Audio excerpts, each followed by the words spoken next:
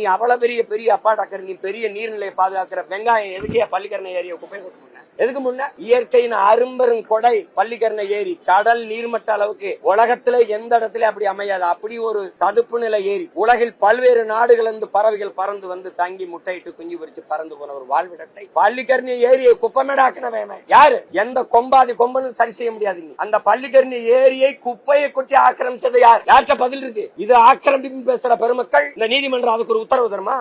எப்படி இந்த நீர்நிலை எப்படி நீ ஆதரிச்ச? ஏரியை நீ எப்படி மூண? குப்பையை போட்டு மூடி தள்ளிட்ட. நீங்க நீர்நிலையை பத்தி பேசிட்டு இருக்கீங்க. பாதுகாக்கிற பெருமக்கள் நீங்களா?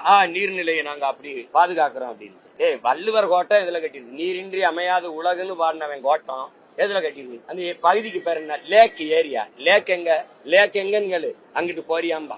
ஏரிய தூத்து குடியிருப்ப கட்டிட்டு பேரு லேக் ஏரியா, ஏரி பகுதின்னு வச்சுட்டு போயிட்டேன். செஞ்ச பெருமக்கள் யாரு?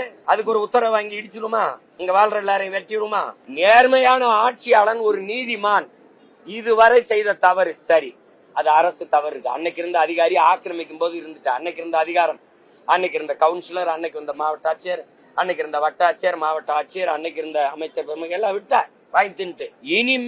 இனிமேல் இருக்கிற நீர்நிலைகளை பாதுகாக்கணும். அதுக்கு ஆக்கிரமிக்க விடக்கூடாது. அப்படிதான் நீ நடவடிக்கை எடுக்கணும். அதை விட்டுவிட்டு 60 வருஷம் வாழ்ந்தவனை இடிச்சு வெளில போடான்னா இனிமே எங்கேயும் ஆக்கிரமிக்க மாட்டீங்க. ஆக்கிரமிப்புகளை தடுத்துவீங்க. நான் ஒரு பட்டியல் வெளியிடுறேன். எத்தனை பல்கலைக்கழகங்கள், எத்தனை கல்லூரிகள் நீர்நிலையில் ஆக்கிரமிச்சு விரிவாக்கம் செய்யப்பட்டிருக்குன்னு.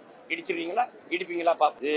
குரல் இல்ல, அவனுக்கு நாதி இல்ல, வெறும் வாக்காளன் ஆயிட்டான். அவனுடைய கண்ணீருக்கோ கவலைக்கோ கதறலுக்கோ இங்க மதிப்பு இல்ல. அது கேட்கறதுக்கு காதுகளும் இல்ல, பாக்குறதுக்கு கண்களும் இல்ல. அது ஒண்ணு பேசி என்ன இருக்கு?